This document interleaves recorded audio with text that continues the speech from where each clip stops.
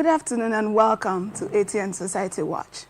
This is a program where we spotlight societal issues, give them a collective attention, and work towards solutions that make society better for everyone. Here are the headlines. Homicide. Newlywed wife poison husband to death. Negligence. Legal battle big over GIG Motors bus incident. Grief. Pregnant woman dies amid Makoko demolition chaos. Haste. Workers' accomplices nabbed in alleged 20 million goods theft. We're open for sponsorship of this program, jingles and advert placements, news and events coverage, personality, society, and political interviews, product service promotion, and commercials. Watch us live on www.atlanticnetwork.tv, Avo TV channel 205, Limex TV platform, Ifastech platform, Apple TV, Niger TV, Iroko TV.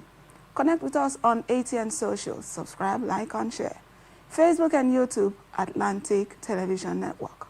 Instagram and TikTok, Atlantic TV Network 1. And on X, at Atlantic TV Net. We'll go on a short break, and when we return, I will introduce my guest and we'll dive right into the story. Stay with us.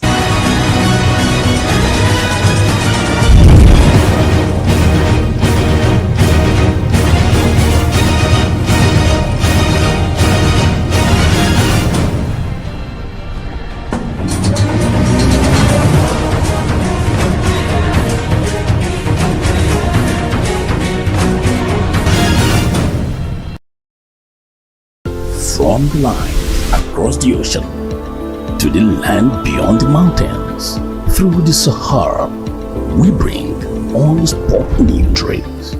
So catch all the updates on the happenings around the globe. Stay focused on the fact today, only on ATN.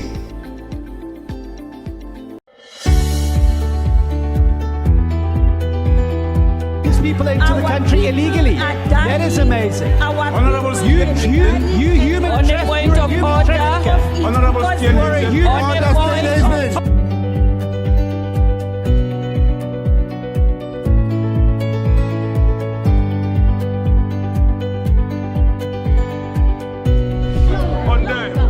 they are not picking our calls. They made up their minds. So no agreement with the EU, but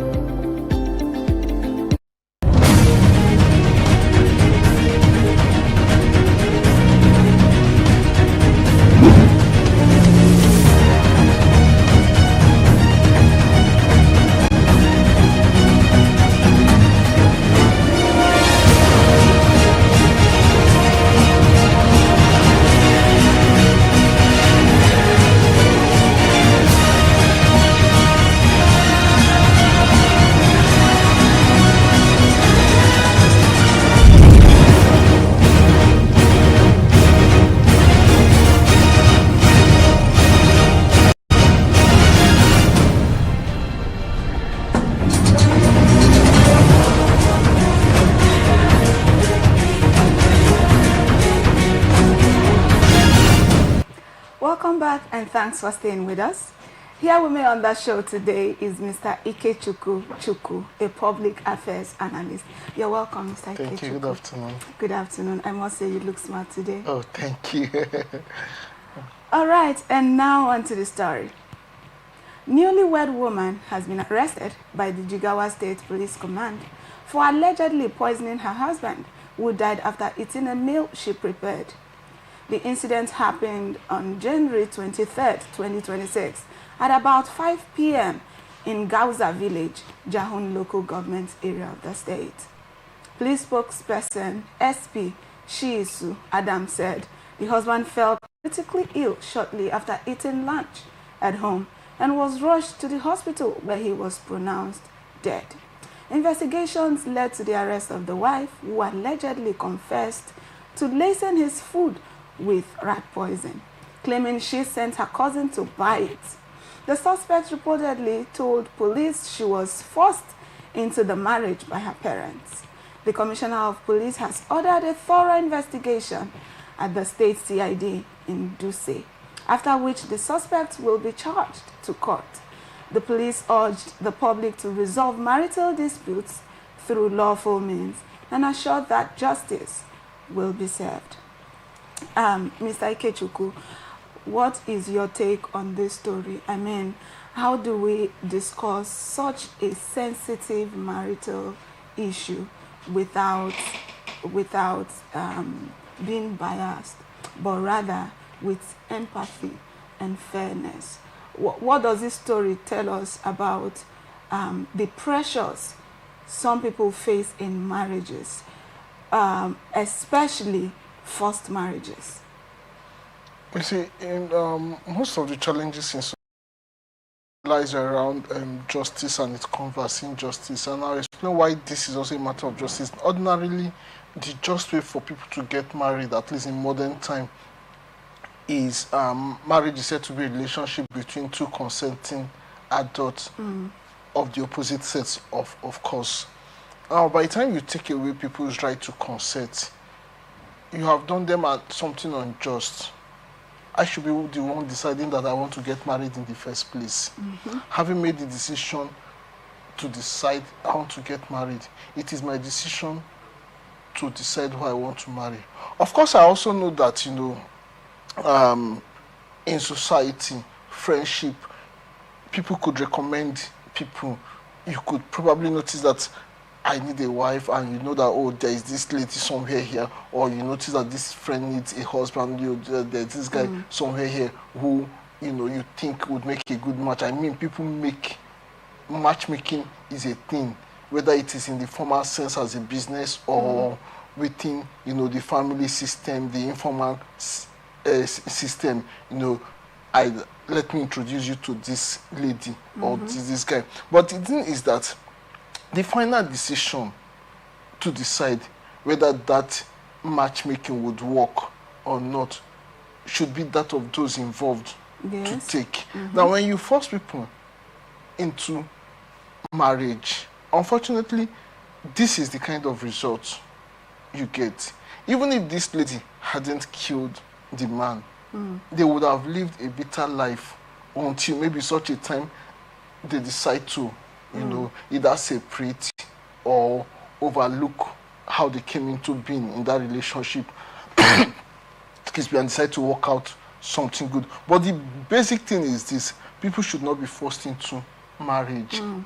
Whether it is a child marriage, which should even be very, very terrible. I don't even know why that has not been made a criminal offense till these days in all part of the country. But to this matter, an adult should be allowed to make their choice.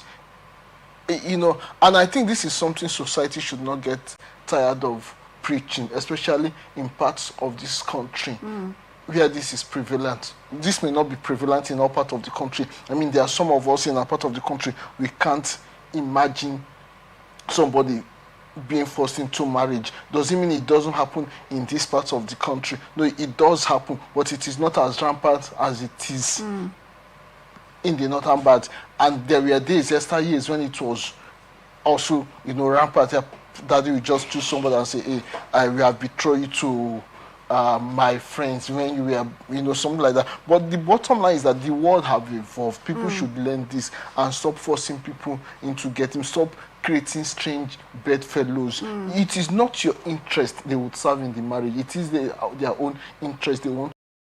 The bride and the groom are the ones to live together, not the in-laws. So let them be the ones to decide. And like I said earlier, if you keep forcing people into marriage, you keep getting, and this is not the first time it's happening. We have heard it happen severally where people were forced into marriage, they end, even if it is not in all cases fatal, but it will always leave a bad taste in the mouth. So this serves as a caution to people, and for the men in particular, because it seems that the men are the beneficiaries, as it were. You want to marry somebody, rather than go talk to the person, you go talk to the parents. Come on, this is 2020. Learn to talk to who you want to be with. Let the agreement be between the two of you before you go to see the parent. It's manipulative, and when you manipulate people, you have taken something away from them. Yes. Yeah. All right. Thank you so much for that. And then, when we come to look at the reason which the woman in question gave for why she murder, taking the life of another, do you consider that reason to be authentic? I mean, how would you take the life of another just because you were forced to marry him? Were there no other options? Couldn't she have run away? How do you justify the reason she gave? In as much as we know that, yes, forced marriages are unacceptable. It is not good. No one should be forced to marry who they do not want. But in a situation when that happens, does it call for taking the life of someone just in defense? You see, like I said earlier, we have issues of justice around this thing. When you force people into relationship, you have done them a great harm. They probably will not achieve their full potential. However, no matter how aggrieved a person is, no matter what the case is, nothing justifies taking another person's life. Okay.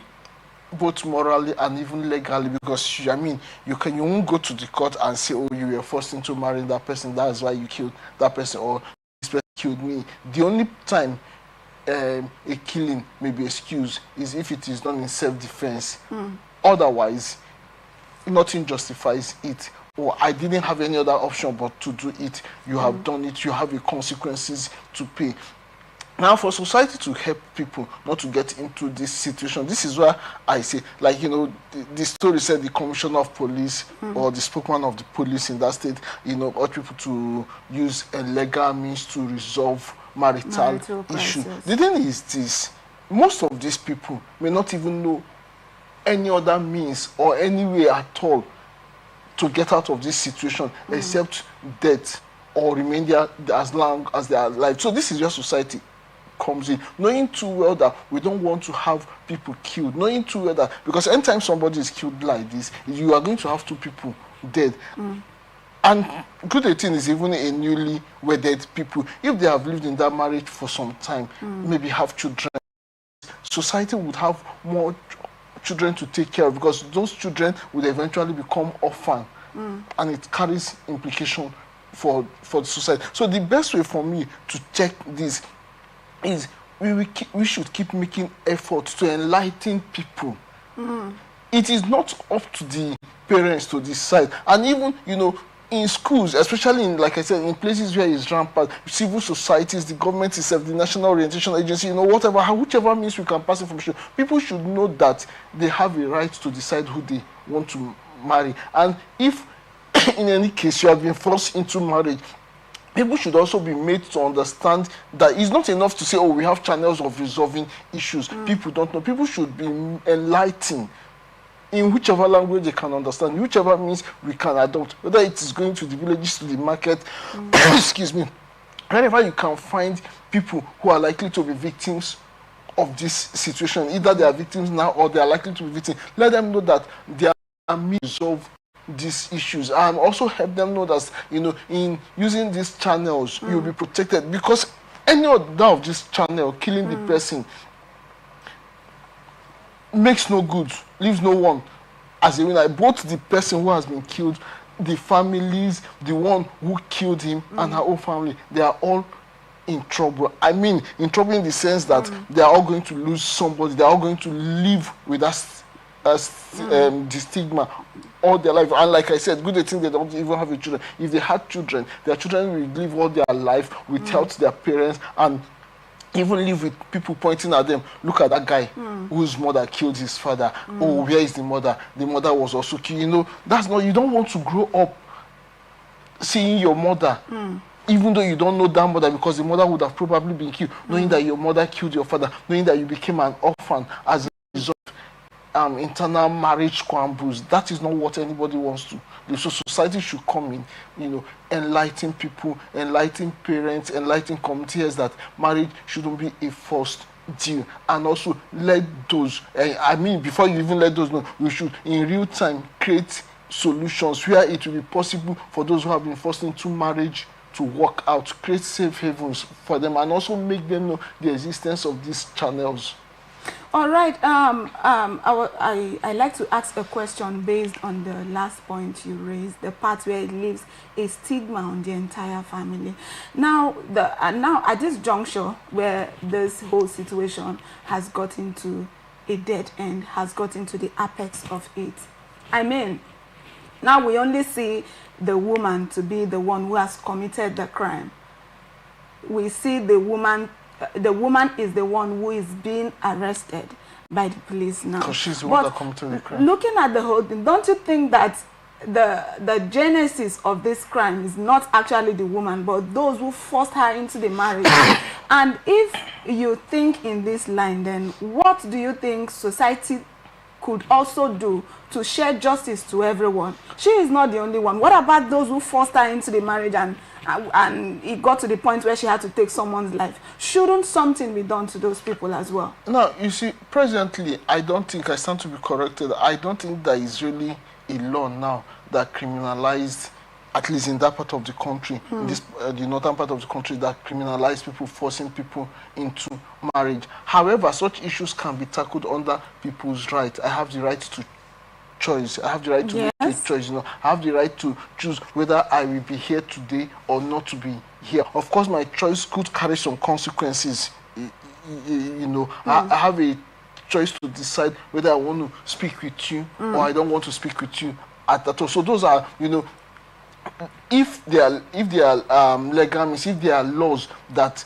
criminalize such things, and if they are not, given how this matters usually, and I think regions where these things are prevalent should start thinking of you know making laws that will guide people, you know, that will make it a criminal offense to force people into marriage. And where such laws are made, they should also be implemented. It's one thing to have a law, and that's thing to implement it. Because if you, like I said earlier, the lady probably feel that she has been hard done with, you know, forcing her into a relationship, a marriage which she didn't bargain for. But there are many people like that. But the thing is that until we have such a time that it even become a crime to force people into marriage, and then that is one thing, making it a crime. Implementing the crime is another thing. Then, like I said earlier, also carrying out enlightenment program so that the victims, if have been forced into a marriage, whether, I don't know if a man can be forced into a marriage anyway, but let's say I've been forced into a marriage. It's one thing to have a remedy for me. It's another thing for me to be aware of that remedy, to say, okay, since you're taking away my right to free choice, I can go to this body to report. You know, this is where enlightenment comes in. Okay. Otherwise, there will be no way to serve justice. Unfortunately, as it is now, like I said, I stand to be corrected. As it is now, the only person who would go in for it, because the case that will appear before and the court, when it finally gets to court, will be a case of murder, no longer a case of forced marriage. That has been overshadowed. So in the case of murder, except there is an accomplice, you cannot bring somebody who forced you into marriage as an accomplice in murder. I'm not sure that will fly. But if there is a law against forced marriage, that would have been dealt with. The moment you were forced into that marriage, you would have invoked that. But the moment you leave that and commit a crime, whether you cause bodily harm or you commit a murder, as in this case, what will be dealt with before the court, the prosecutors will be talking about murder committed, not necessarily the issue of forced marriage. All right, thank you so much, Mr. Ikechukwu, for the analysis. On to the next story.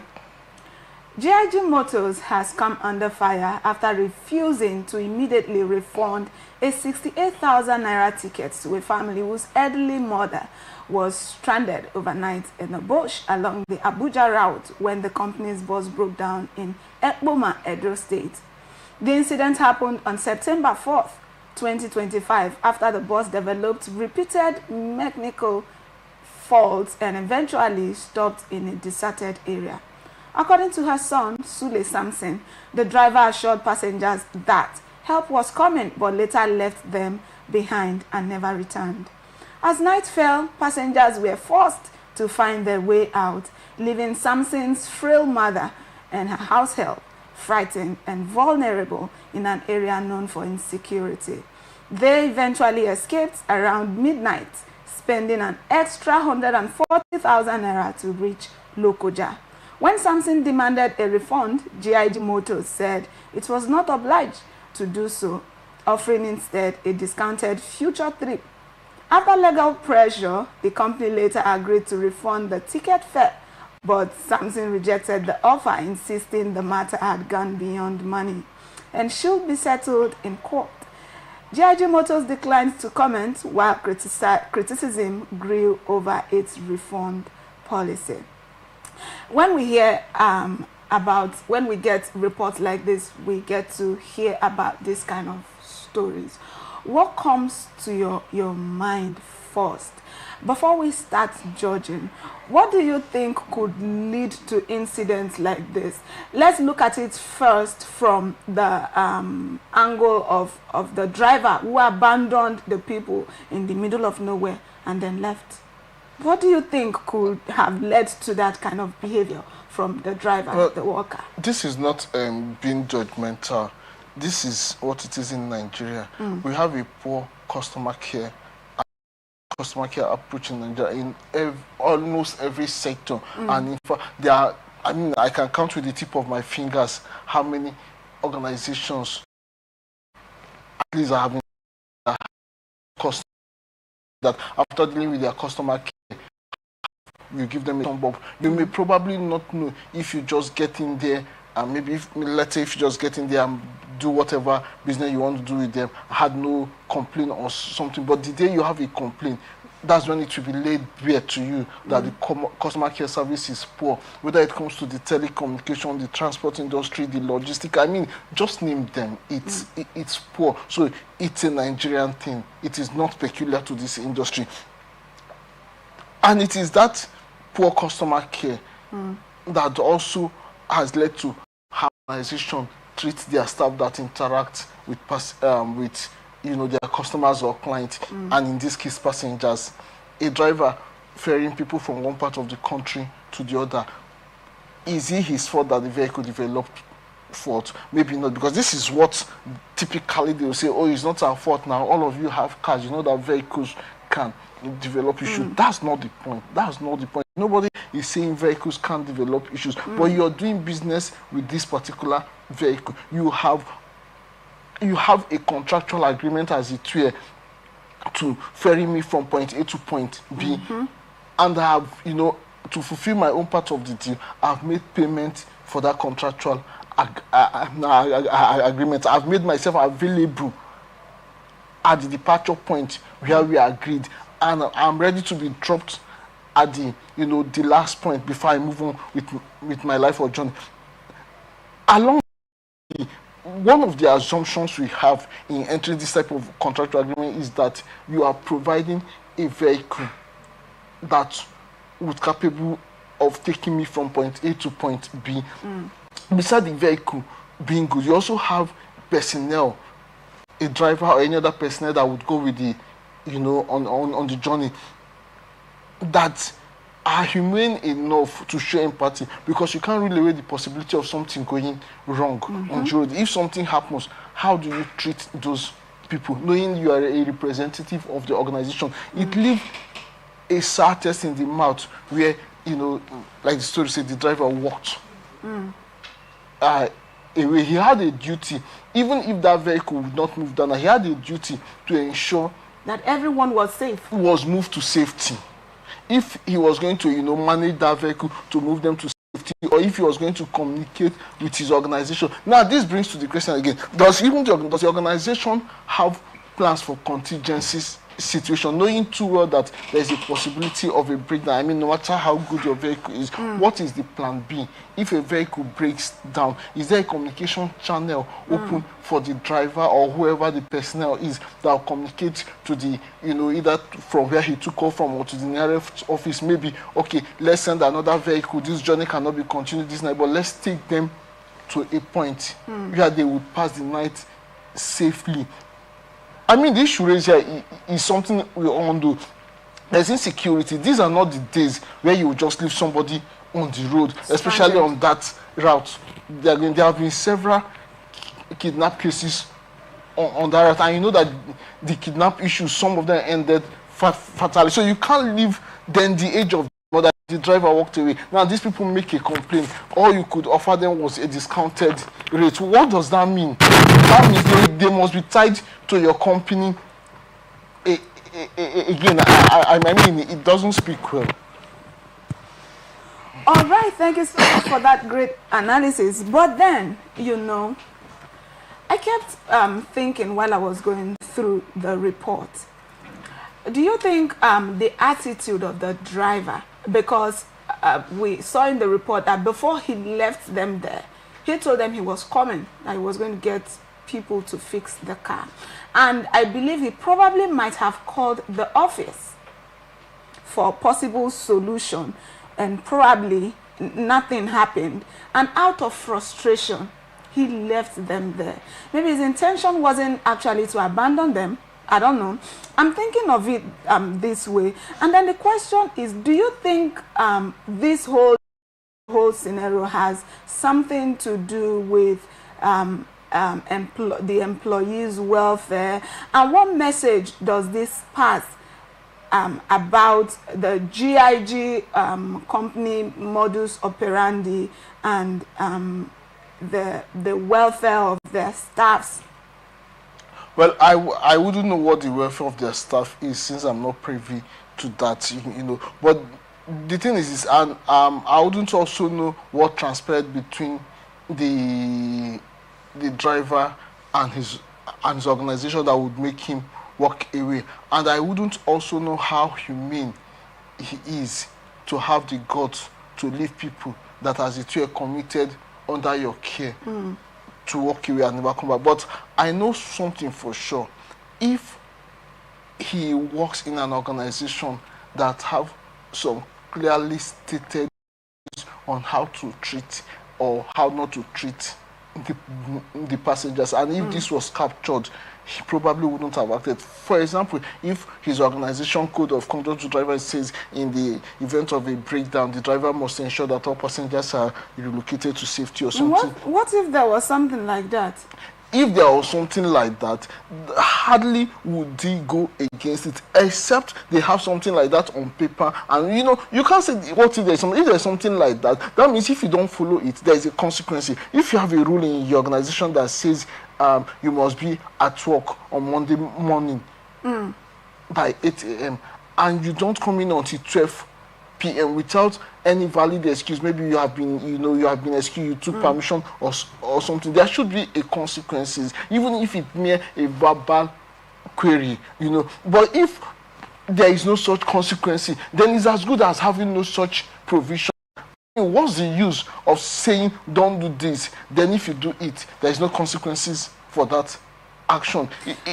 So it tells how these organizations, like I said, we have a poor customer care relation system in it. But if you have a good customer care, you will train your staff, the ones that deal with customers, whether that staff is a core customer care person or not. As far as he has a relationship with your customers, there should be a way to treat and not to treat them. And in the case of a transport company, the driver is somebody that customers, I mean, after you have dealt with the people in the office when you're booking and the checking on that, all through the length of the journey, whether that journey is a 1 hour journey, 2 hour journey, or 30 minutes journey, for the better part of the journey, the person you have to deal with is the driver. So the driver will be trained on how to deal with people. But if that training is missing, then his whatever action he will take will depend on his person, and which is not supposed to be. So his actions should be based on the core values of the organization, if they have any. I like to ask this question when you talk about the driver. What if this whole thing was a two-sided situation? The driver had his roles to play, and the company also had their roles to play. In a situation where the car breaks down in the middle of nowhere, probably the company has it somewhere that the driver, this is what you do. Call back and report to the company. The company is either to send people to come and fix it, or you are to fix it, or the company is supposed to give you a directive on what next to do. Don't you see in this way that probably this driver had called the company and then they didn't play their part? Whatever the case is, the driver is the personnel of the company. A failure or a failing on the part of the driver is a failure of the company. So it shouldn't be taken out on the passenger. If their driver has failed, then it is the company that has failed. So they take responsibility of the failure of their driver. So whether they had that training or not, as far as such provisions were not implemented, it is the duty of the organization to step in and compensate take care of the passengers. Now, talking about that this compensation, and in this case, these guys were not even asking for any compensation. They just said, okay, since you didn't do the job for which you were paid for, can you please give us fee back? And they refused, which made him to take the matter to court. And after he had taken the matter to court, now want to come back to do what they refused to do. What do you say about this attitude, about this? Well, maybe they have realized that going to court will not be we leave their organization in a bad image, so they are willing to settle out of court now. But I mean, they should have thought of that in the first place. They should have done what is right. How much? 68,000 naira times 2. That would have been an easy thing to reform than going to court, than the negative publicity it is giving them. So they should have thought of that first. And what I like about the guy insisting that let's go to court since the matter is in court is now, one of the challenges the Nigerian situation have is generally we also have a poor litigation behavior. Most times people don't want to go to court, and because people don't want to go to court, people think they can how and get away. And why people don't want to go to court is also, the reason. We all understand the reason.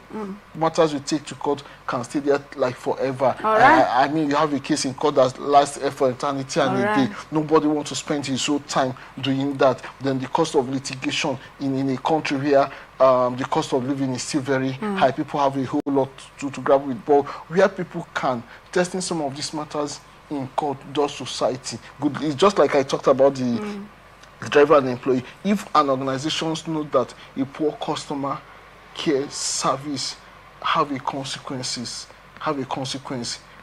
everybody will check himself. If this matter goes to court, it gets to the media as it is now. Even before the court decide, it's already in a court of public opinion. It's affecting people, how the decisions people make, probably leaving the organization in bad light. Nobody wants all that, which is why one of the ways to get a better society is for all of us to speak out where there is a need to speak out. Now, there should also be people being cautious of taking these things maliciously. You don't just speak out because you want to hurt a person. There should be a genuine case, Moving on.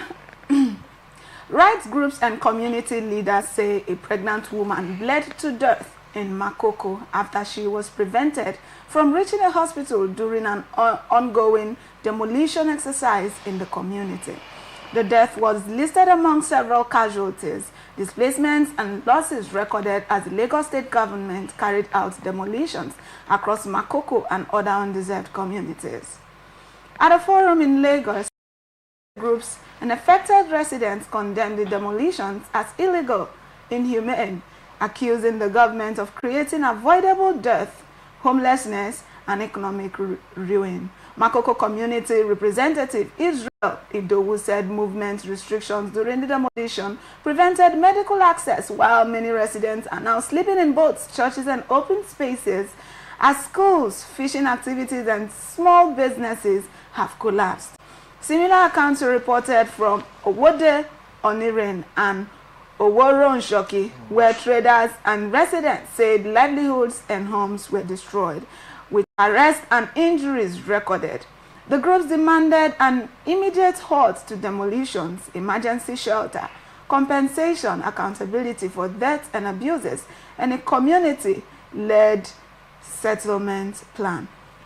When you hear a story like this, what emotion does it strike? Is it sadness? Is it pity?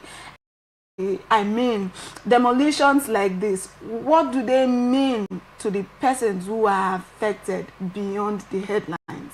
Beyond the emotions, like you asked what emotion does, it's like beyond what emotion is strike, whether I feel like tongue bop, whether it feel like, oh, this is terrible, is what does it tell about our society? It exposes us as a people, you know, just the story before we talked about poor customer care service. Maybe if we trace the poor customer care service a little bit further, we may realize that these things also have a truth in how government treats people. A system where people are poorly treated, even when they lay claim to citizenship. Because, I mean, if you're from a family where your parents treat you badly, you hardly expect your neighbors to treat you well, because your parents are the ones who should protect you against bad treatment from neighbors and maybe peers and all that. But the same family, the same parents, family who should protect you are the one maltreating you. So it's easy for other people to take a cue from that. Yeah, I said this to say this. Government from time to time may have good reasons to ask people to move from a place of residence. But the question is, when you ask people to move to here. What provisions the best practice would have been that, okay, this place you live is not hygienic, or maybe we want to take it for developmental reasons, as we see that, you know, at times government take up some locations that we want to do one or two projects here. But when you take up such, knowing that government also have a responsibility for the provision, protection of lives and property. A person who lives in a shanty like the Makoko area is still better off than a person left to the elements.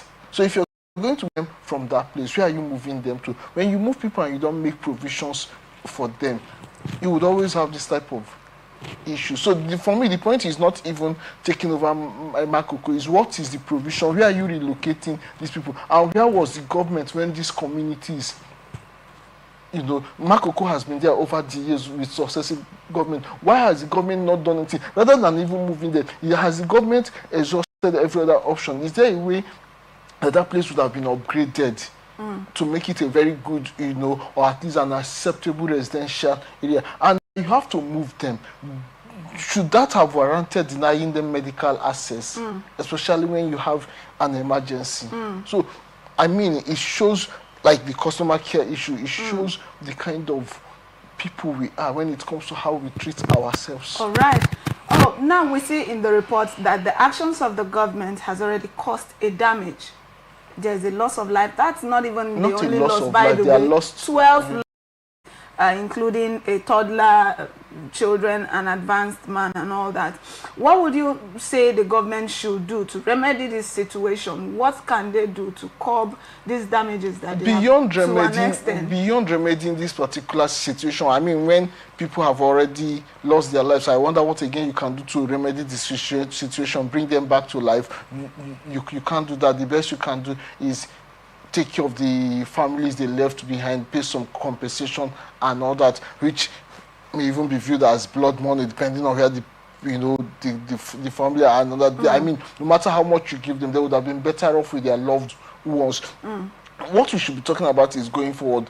Like I said, how does government value her people? If you must move people from point A to point, from point A, is there a point B you're moving them to? And you don't move them until you have completed all arrangements of where to move them. You can't chase people and leave them to the end. That's terrible. That's unfair.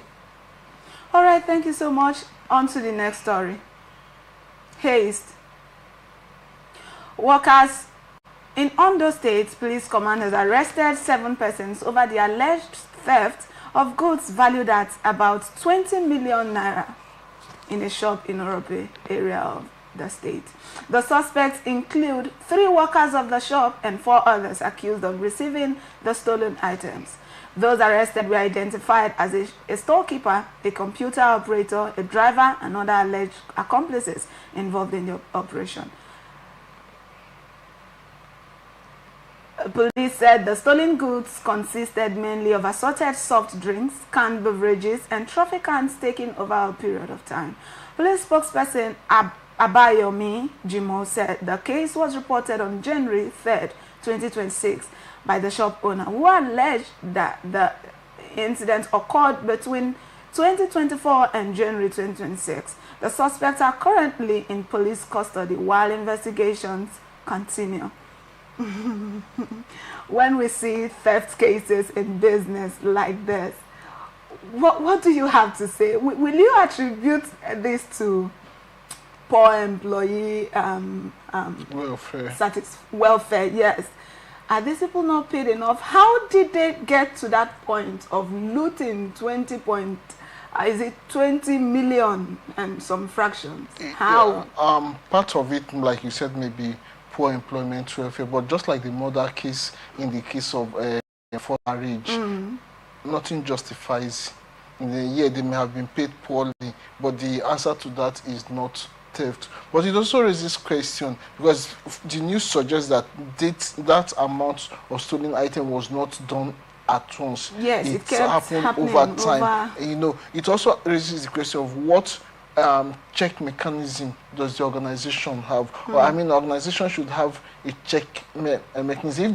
If they had mechanism to know, maybe at the end of the day, at the end of the week, at the end of the month, we are not told how long this had gone on to have amounted to 20 million naira, and how big is this organization. I can imagine it being maybe a small-scale organization, a medium-scale organization. A medium-scale organization, given what the capital, at least from book knowledge, what the setup capital is, if you take 20 million off it, I mean, you're leaving the business in distress. So what check mechanism do? This should be a wake-up call to organization. You should have check mechanism that at the end of the day, you should know what has been sold, what is left. If you are able to check and know early enough that something is missing, you probably will, will checkmate it, see how you curb that theft before it gets to this staggering figure. All right, because we do not have all the time to ourselves, this is where we wrap it up this episode of Atlantic Society Watch. We're open for sponsorship of this program, jingles and advert placements, news and event coverage, personality, society and political interviews, product service promotion and commercials. Watch us live on www.atlanticnetwork.tv, Apple TV channel 205, Lintex TV platform, Ifastech platform, Apple TV, Niger TV, Iroko TV. Connect with us on ATN socials, subscribe, like and share. Facebook and YouTube, Atlantic Television Network. Instagram and TikTok, Atlantic TV Network 1. And on X at Atlantic TV Net. And remember, peace and unity are the pathways to progress. Thank you for watching. I am Ofina Anuja.